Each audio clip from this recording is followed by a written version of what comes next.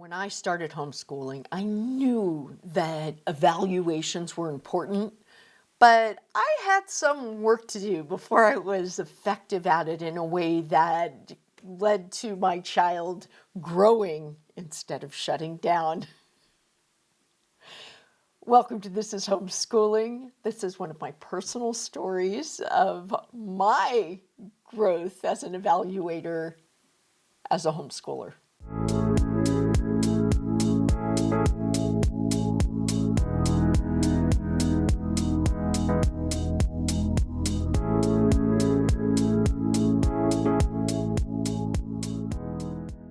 So the first time I evaluated work, kind of what I like to think of as a teacher position, I was an undergraduate at UCSD, and at that time, if you made an A in a class, you could be a paid grader, and it was a great gig.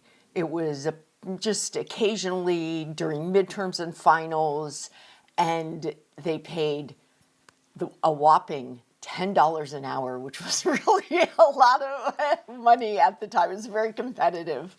And I worked as a paid grader in organic chemistry.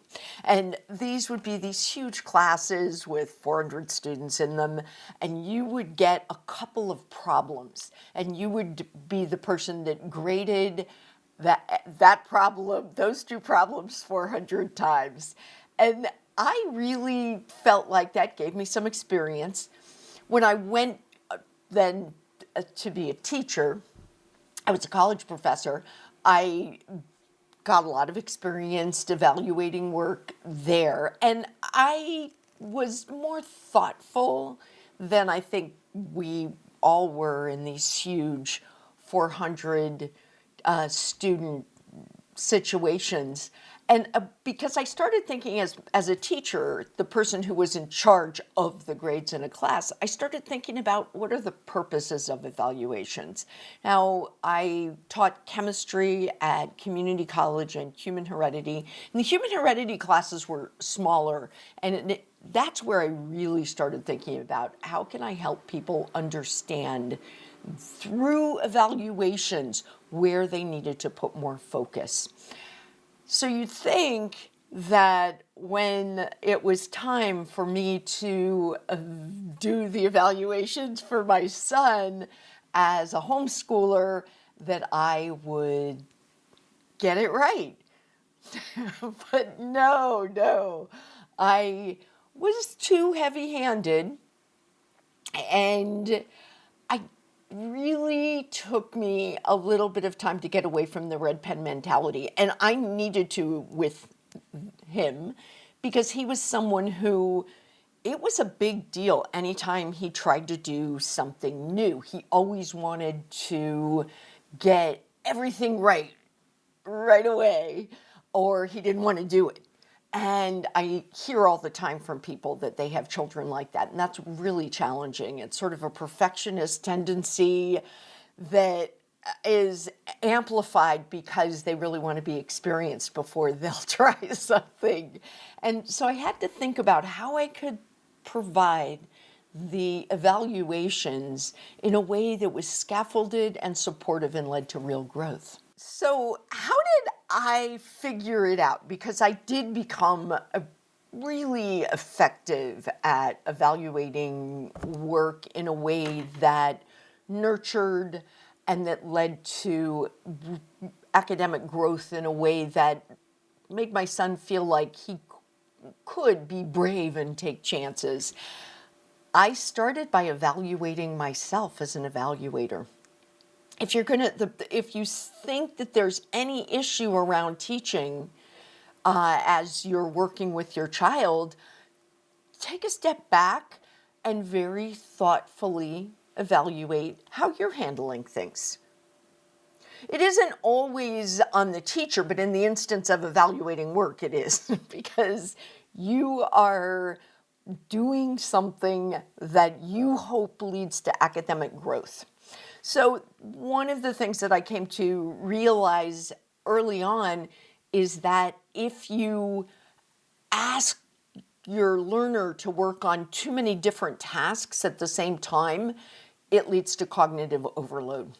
So for example, if you want your child to be working on sentence structure, but they're also working on spelling, and they're working on vocabulary, and they're working on handwriting, and if you're going to evaluate all of those, that is an awful lot for someone. I chose someone who would be an emergent learner in all of those.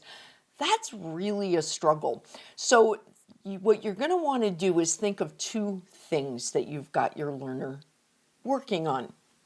With those two things, you're going to want to have provided explicit teaching before you begin evaluating what they're doing.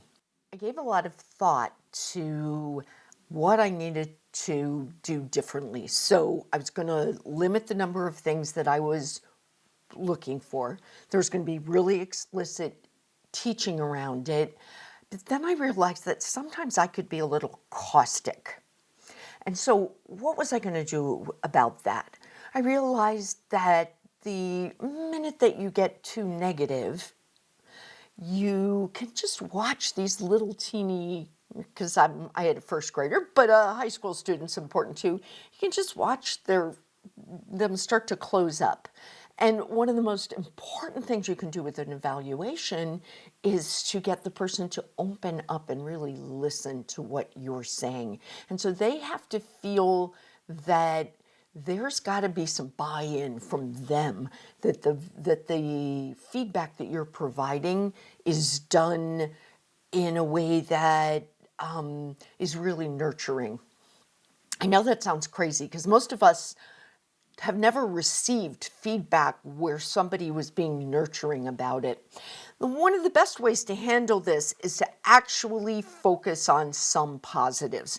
In fact, when you look over someone's work, don't start with what they missed. Start with the positives. Find real, tangible things that they have done. And don't make it too broad. Great job is actually not good feedback. It's not good feedback because you haven't told the person what was a great job and what they can do next time to duplicate this great job. And so you're going to want to give a lot of thought to how you can be targeted with your positive feedback. And then when you're in this rosy mood, then look at what needs to be worked on. Now, you should already decide what needs to be worked on before you start with the evaluation. Now, I actually found the figuring out the positives to be pretty easy, and then how to handle the feedback in a way that felt nurturing to my child. That was a lot of work because, as I mentioned, he wasn't the sort of person that took those negative comments very well. And so I worked on how giving him the language and the attitude. And one of the ways I did that was I created situations where he was giving me feedback, and I modeled how to handle that feedback. Hey, what did you think? How did I do? Wasn't there anything good? Wow, I'll have to be more careful about that. And then when he didn't have any feedback to tell me, I would do self-evaluation and just talk through my inner voice out loud. I took a period of time where I limited the amount of feedback I was giving him. And then as I modeled how I handled feedback, now this wasn't 6 months or whatever, it was a couple weeks. And then I scaffolded him to use that same language, to have that same inner voice. The other thing I realized with these evaluations is that every time you give an evaluation, it's a diagnostic. It tells you what you need to spend more time on and what you can be done with because you are through with evaluations. Now, this didn't happen overnight. It took a while. It took a while for me to have a system that worked.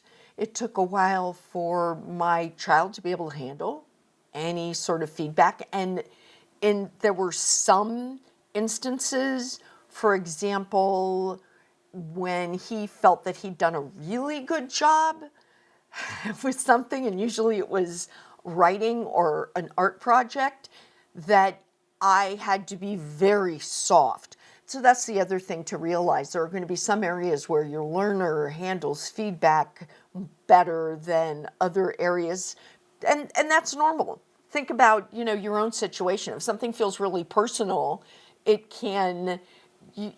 can sort of push back a little. With the pushing back, if they push back but you feel that it's really important to evaluate around something, just wait until they're more open to the feedback. Now, when you provide feedback, you're going to want to then ask them to you're going to want to provide some teaching around anything that you can tell based on your evaluation needs more work. And then you're going to want to continue to work on that until you see there's some consistent progress on it. You don't want to move on too quickly. Remember, there's no timeline for learning, and if your child needs more work on something, they need more work on it. I'm telling you that not because I perfected that by first grade. In fact, I was terrible at it at first.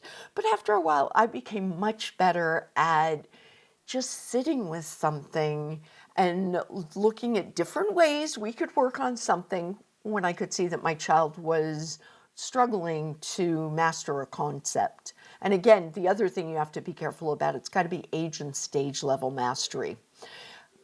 Provide lots of support, lots of scaffolding. If you have a child, for example, who is working on their fine motor skills and that's a struggle, you might find yourself dictating for that child into second or third grade. Big deal. They'll get it eventually. Make sure you provide the scaffolding and the support, and they will get it eventually. All right, I hope this helps. There is a video on this topic where I go into a much more formal treatment. So if this is something that you need to work on, check out the video. If you have any questions or comments, please ask. I'll be happy to come on over and chat with you in the comment section. Please don't forget to click like, the notification bell, subscribe. Thanks for being a part of my community.